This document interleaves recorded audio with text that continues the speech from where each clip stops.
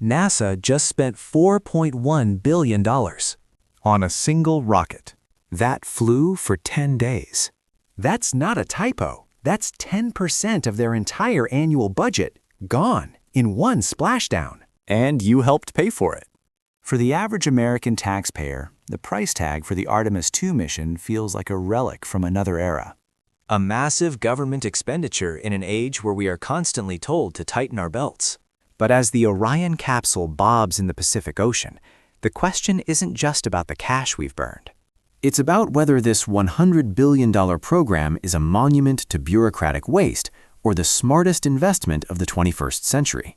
To understand the scale of this gamble, we have to look past the smoke and fire of the launch pad and into the cold, hard mathematics of modern space exploration.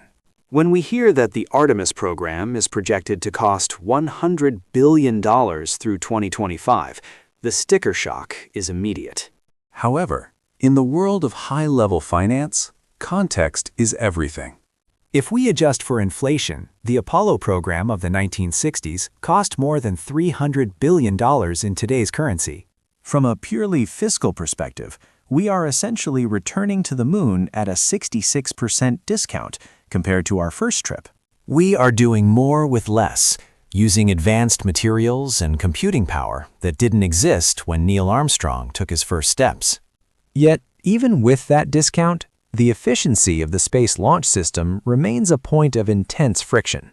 Every time that SLS rocket leaves the Earth, it costs taxpayers roughly $4.1 billion. Think of it as the world's most expensive Uber ride, a 10-day trip that consumes 10% of NASA's entire annual budget in one go. This brings us to a strange new reality in the space industry. In early 2026, SpaceX was valued at a staggering $1.25 trillion. This creates a fascinating tension between public service and private profit.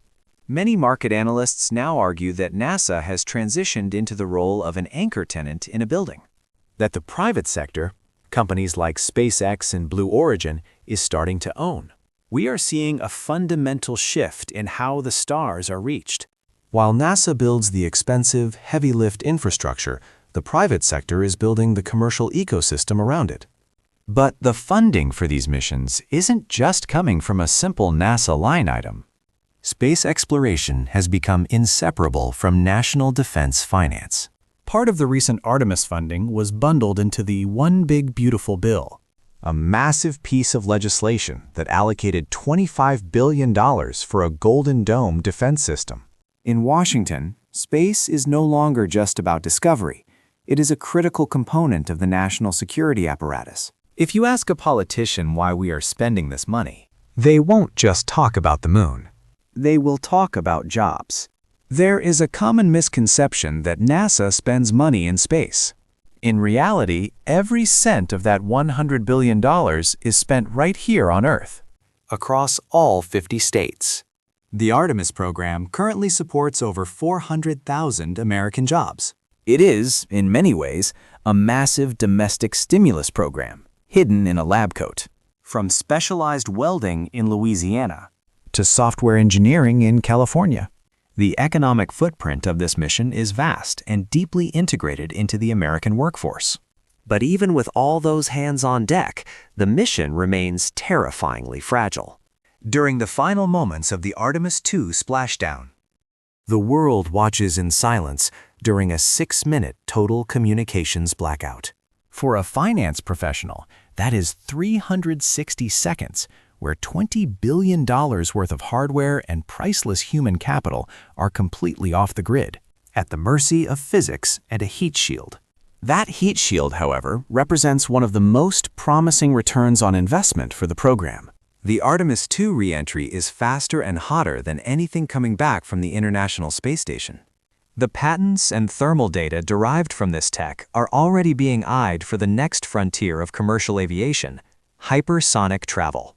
We are looking at a future where the technology that saved 4 astronauts' lives could allow a business traveler to fly from New York to London in under an hour. This isn't just about moon rocks. It's about the secondary markets created by pushing the limits of material science. The ultimate bull case for Artemis, however, isn't the view from the window. It's the resources beneath the lunar surface. We are entering an era of lunar prospecting.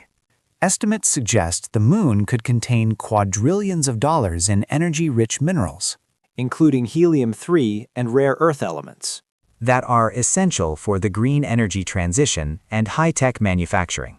The moon is the next great resource frontier, and the race to get there is no longer a friendly competition. China has made its intentions clear, planning its own lunar landing by 2030. In this light, Artemis is essentially a geopolitical insurance policy.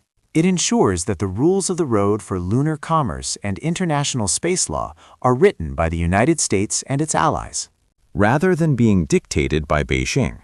As we look toward the future, the numbers only get bigger. The global space economy reached $613 billion in late 2025, and experts predict it will cross the $1 trillion mark by 2032. This makes space the fastest-growing sector of the global economy outside of artificial intelligence. When we see that $4.1 billion rocket splash down, we aren't just seeing a 10-day trip coming to an end. We are seeing the down payment on a trillion-dollar industry. The cost is high, the risks are immense, and the blackout periods are harrowing. But in the grand calculus of history, the price of not going might be the only cost we truly can't afford to pay. Artemis II is more than a mission. It is the opening bell for the lunar economy.